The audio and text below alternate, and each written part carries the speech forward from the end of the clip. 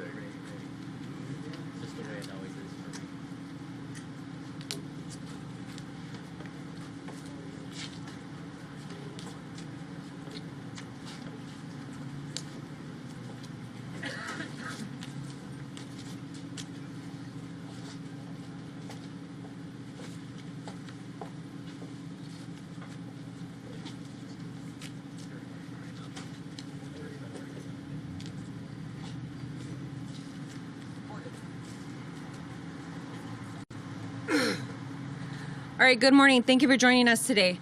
This press conference is to provide an update regarding the Saugus High School shooting that occurred yesterday. Up first is going to be Alex Villanueva, Sheriff of Los Angeles County. Thank you. Good afternoon, everyone.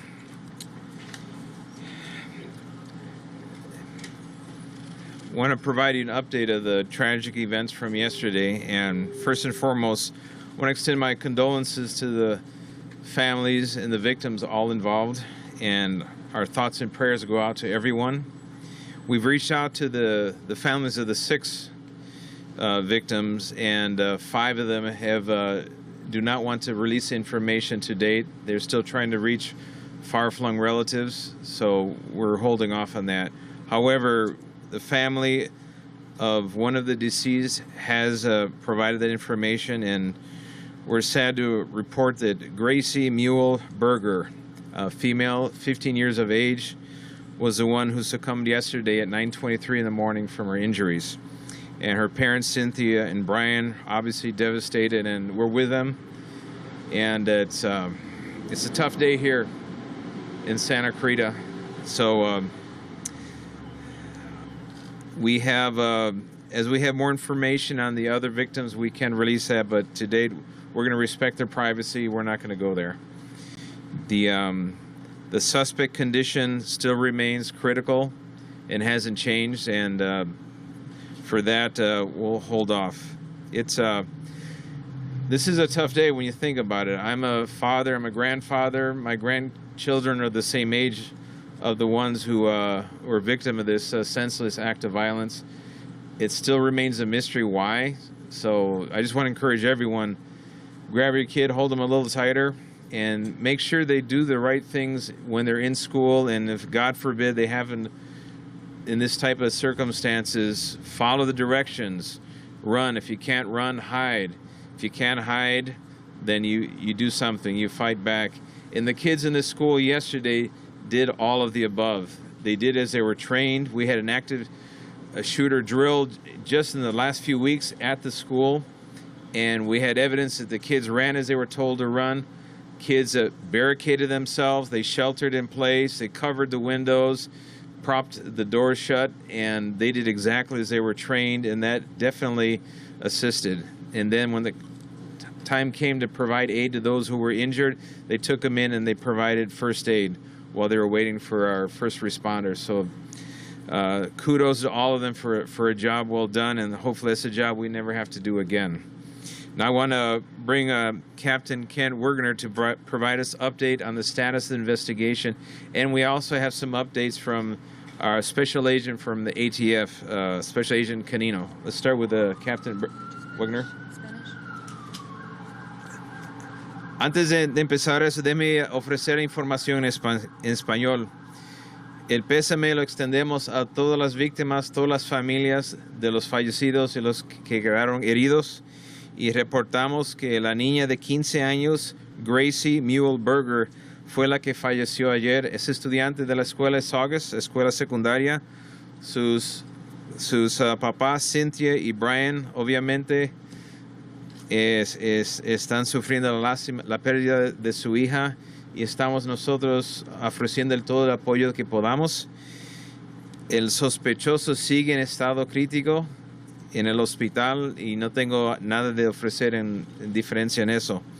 Tenemos información nueva y el detective de homicidios, el capitán Ken Wagner, va a ofrecer esos datos, y también el agente del ATF especial, el agente Canino, va a ofrecer más detalles con respecto a la investigación de eso.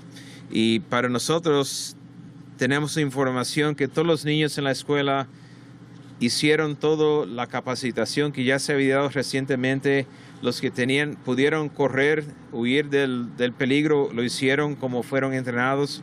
Los que no pudieron huir se esforzaron dentro de las escuelas para prevenir que un sospechoso entrara a la escuela. Cubrieron las ventanas con papel para prevenir ver las personas dentro de la clase. Hicieron todo lo que tenían que hacer en su entrenamiento, y es una prueba de que ese tipo de capacitación sirve un propósito muy bueno. Y queremos extender las gracias a todos los que hicieron todo lo posible para ayudar a los afectados en esto. Y ahora voy a cambiar al inglés. And let me switch to English now, and Captain Wagner.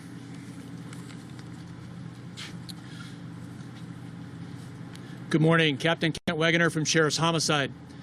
I wanted to update you on the investigation as we know it today at 12 o'clock. I referred yesterday in the press conference to an Instagram account that we were attempting to verify whether it did or did not belong to the subject in this shooting. After working with Facebook overnight, we have determined that the account was not linked to the subject. The account was subsequently deactivated by Facebook for violation of its Facebook rules. I can't get into at this point where it originated. Suffice it to say that it was out of the country.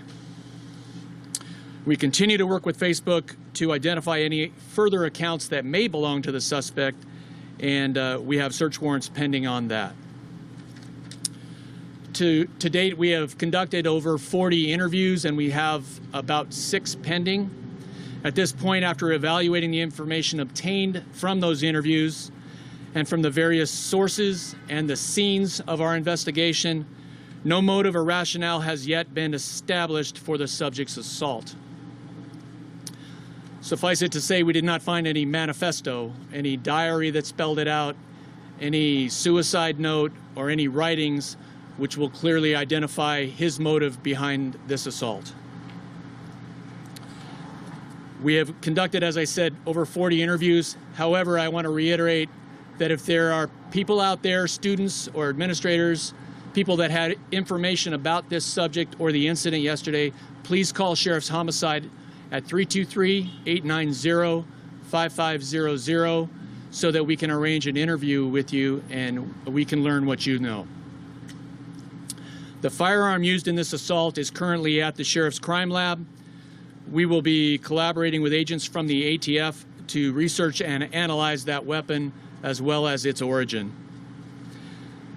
The main crime scene where the assault occurred in the quad at Saugus High School has been processed. All evidence has been collected and documented.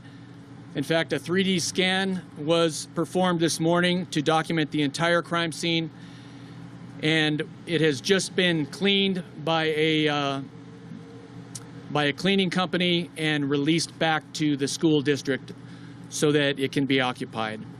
I understand that school is canceled for the day, so hopefully somebody from the school district can talk about future plans for next week. And that's all I have right now, and I'd like to introduce somebody from the ATF to comment. Sheriff. Thank you. Thank you, Captain. My name is Carlos Canino. I'm the Special Agent in charge of the ATF Los Angeles Field Division.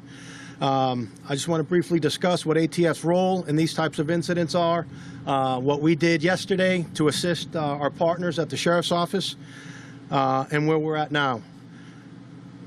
So ATF's role in these types of incidents is to assist a local jurisdiction in ascertaining where weapons, or the weapon in this case, originated from. We do that in any of these mass shootings or school shootings. That's ATF's primary role in these types of incidents. What we did yesterday was agents responded immediately to the scene. Some of our agents integrated with sheriff's deputies and trying to locate a suspect. And we integrated with the homicide unit in trying to identify the origins of that firearm. ATF traced 6 firearms, which all have been accounted for. We have provided that information to the Sheriff's Office.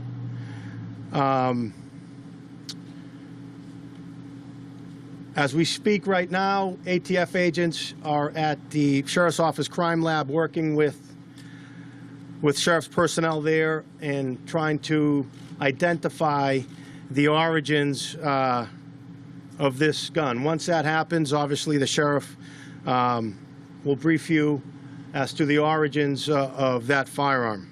And that's where we're at as far as ATF goes in this investigations. Thank you. Okay, next up to the podium is going to be the Mayor of Santa Clarita, Marcia McLean.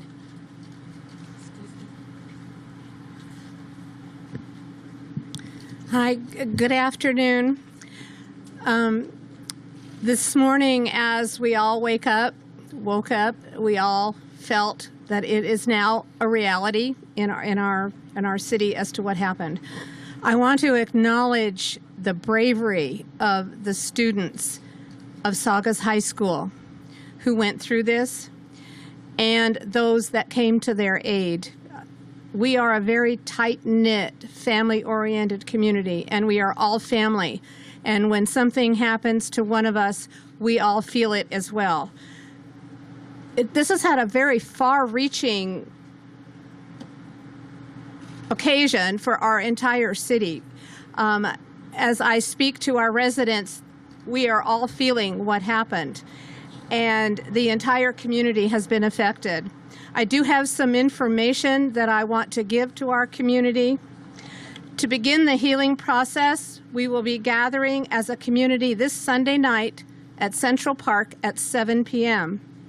Central Park is located at 27150 Bouquet Canyon Road in Santa Clarita. This vigil will be a chance for all of us to heal together, to support each other, and to stand as a community united. We will be providing lights in the blue and silver of Saugus High School, so please do not bring candles. It's not necessary. You will all be having a light in silver and blue to commemorate and to celebrate Saugus High School. For more information on this vigil, please visit the city's Facebook page at City of Santa Clarita. In addition, we want you to know the city has postponed our annual tree lighting ceremony in Old Town Newhall, Light Up Main Street, to next Saturday evening, November 23rd. We are working closely with the William S. Hart Union High School District, our public safety officials, our local hospitals, faith-based organizations, and other local agencies to provide the resources our community needs to heal. We are in the process of launching a website that will be a central landing place for all resources, support organizations, and information for our community. The website will be launched later today and will be located at saugusstrong.org. That's .org. I encourage all of you who are sharing messages of support on social media to use the united hashtag SaugusStrong. We have a lot to process, obviously, in the coming days, weeks, and months, but we will get through this all together. We are Santa Clarita, and we are Saugus strong. Thank you. Back up to the podium is going to be Sheriff Alex Villanueva. As I mentioned yesterday, the first responders on scene were off-duty peace officers. And I have with me today Detective Danielle Finn. Where are we? Come up. And Deputy James Callahan. Detective Finn is a Santa Clarita right here, a station detective. And Deputy James Callahan is our school resource deputy for Santa Clarita. And what they did yesterday was extraordinary, along with Officer Sean Yanez from Inglewood PD and Officer Gus Ramirez from LAPD. So if you have any questions of them, please feel free to reach out to them, and they're willing to answer any questions or any questions you may have of us today.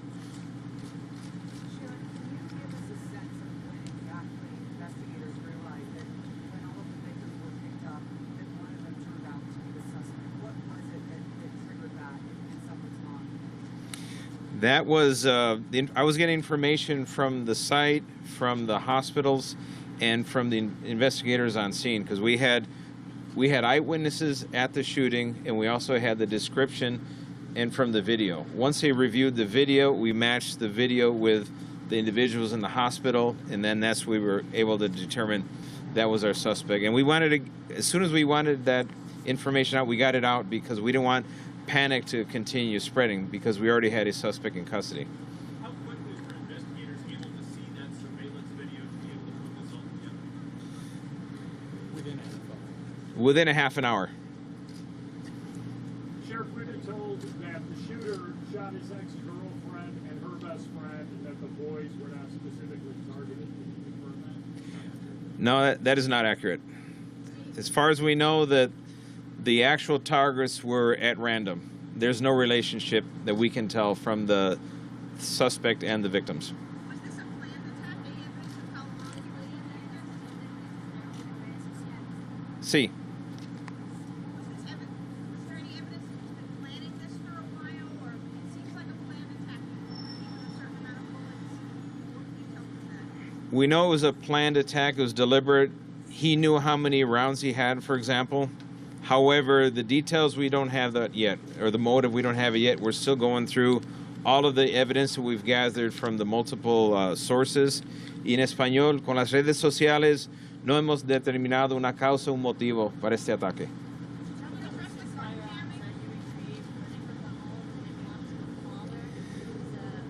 The 6 firearms were firearms that were registered from the deceased father. And we've accounted for all 6, and they do not match the weapon recovered. So that is an ongoing part of the investigation, is the origin of that weapon. No. And were the 6 that were taken from the home, were they locked up and compromised? We've accounted for all of them. Can you describe those firearms?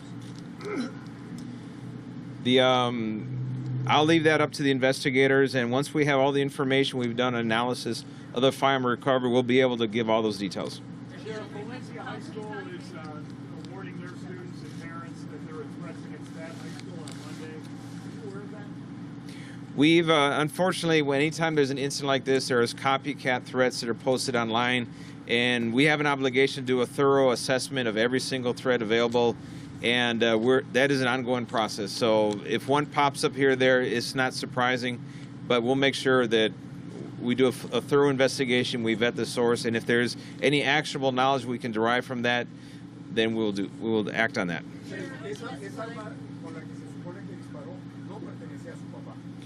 No está registrado al papá. How would you describe the skill level of the shooting of the Well, in 16 seconds, he cleared a malfunction and was able to shoot 5 people and himself. So he seemed very familiar with firing the weapon. How many rounds did he fire off? Did he hit with each? It appears that he hit just about every with 1 round at least. How many rounds? That is still part of the investigation. We're trying to ascertain that. Was there anything in the surveillance video that made it appear he was saying something during this attack or before or after? It doesn't appear he had any interaction with anyone. He was just standing by himself. At one point decided, walked to the center of that quad area, dropped the backpack, withdrew with a firearm, and just started firing right from where he was at.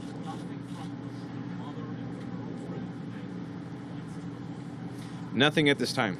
It still remains a mystery. Changed in his life recently, slipping of his grades and a breakup, another death in his family. We're going through all of that information, but to date, nothing has jumped out that we have an oh my God moment. I think we got it.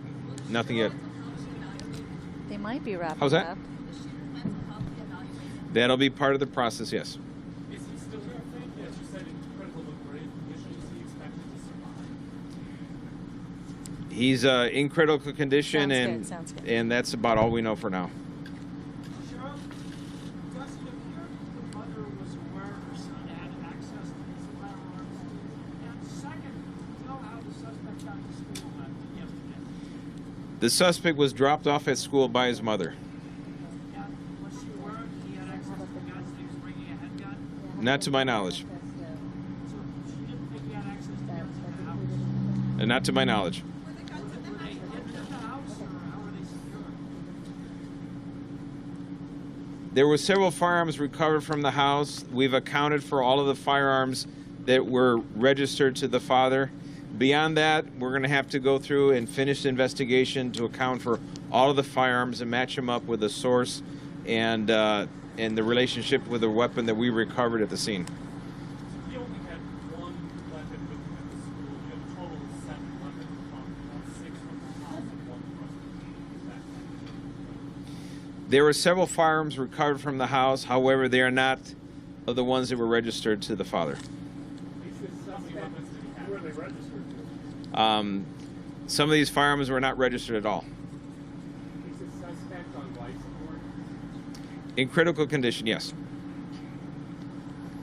Sheriff, if you confirm that According to state law, the welfare institution codes, we do not release the names of minors. That is state law. We're gonna take 3 more questions. No, he did not. How did you know that it was planned? Based on the totality of circumstances, the way he was firing his weapon, he was counting his rounds. It appeared he knew exactly what he had. And bringing that weapon on campus to begin with, and it wasn't a spur of the moment act.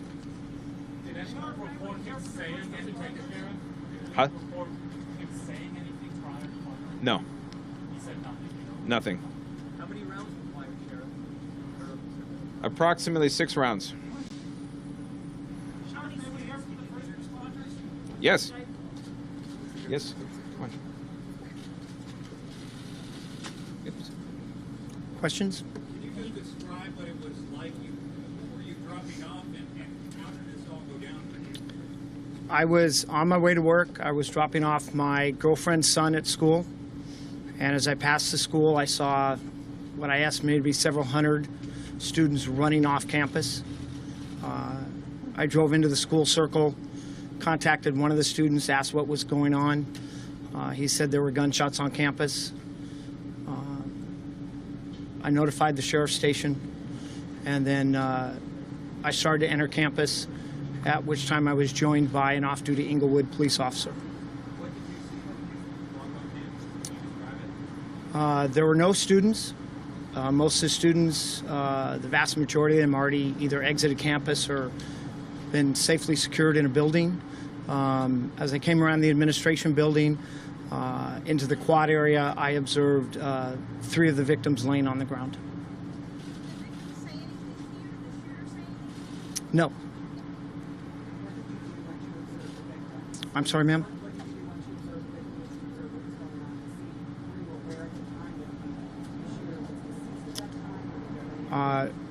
I wasn't aware of who the shooter was at that time. Myself and the Inglewood officer and then an additional off-duty LAPD officer joined us along with the school administrator, and we began to give medical aid to all 3 of the victims until the arrival of the fire department. Were you the first one to reach the victims? Yes, sir, I was. Did you realize that when There were suspicions, but there was nothing conclusive at that time. Did you see the gun on the ground? Yes. Was it next to what we now know as the shooter? Not directly next to him, no. What led you to believe that you may have been dealing with it? I'm sorry, ma'am? As you're watching all this, what were you thinking as a member of the community and as a parent? I'll be honest, my main concern then was securing the scene, treating the victims, and trying to make sure there wasn't an additional shooter on campus. Did you try and help the victims medically? Yes, we did. Can you explain how that went? I had one of the administrators, prior to being a detective, I was a school resource deputy at Villanueva High School, so I'm aware they have medical aid bags. So I had him retrieve the medical aid bags from the main office. He brought them out, and we started assessing their wounds and trying to pack the wounds and stabilize them. Were any of them speaking at all? No. And what led you to believe you might have, in fact, I know you didn't know for sure at the time, but what led you to suspect that one of the people on the ground was the shooter? I'm going to leave that to homicide as part of their investigation right now. Can I ask Deputy Callahan, were you in the school building and did you hear the shots? I actually was en route to Saugus High School. I'm the sheriff resource deputy at Saugus High School. I was en route when the call went out. And so you arrived on scene right after? Within minutes of right when the call went out. And did you participate in trying to ascertain who the shooter was? Tell us about what you did. Yeah, I immediately entered the school, contacted Deputy Finn, and saw 3 gunshot victims on the ground. It was a coordinated effort with everybody on scene, Deputy Finn, Detective Finn, the other 2 off-duty officers, and school staff. We did CPR and tried to make sure that we didn't have an active shooter on the campus. What was that like for you? Yes. Very tough. Very tough. You know, when you're a school resource deputy, you know, you take a lot of pride in, you know, keeping your campus secure. You never think a tragic things like this is going to happen. There you were working on students that you could see. Well, I can tell you're listening from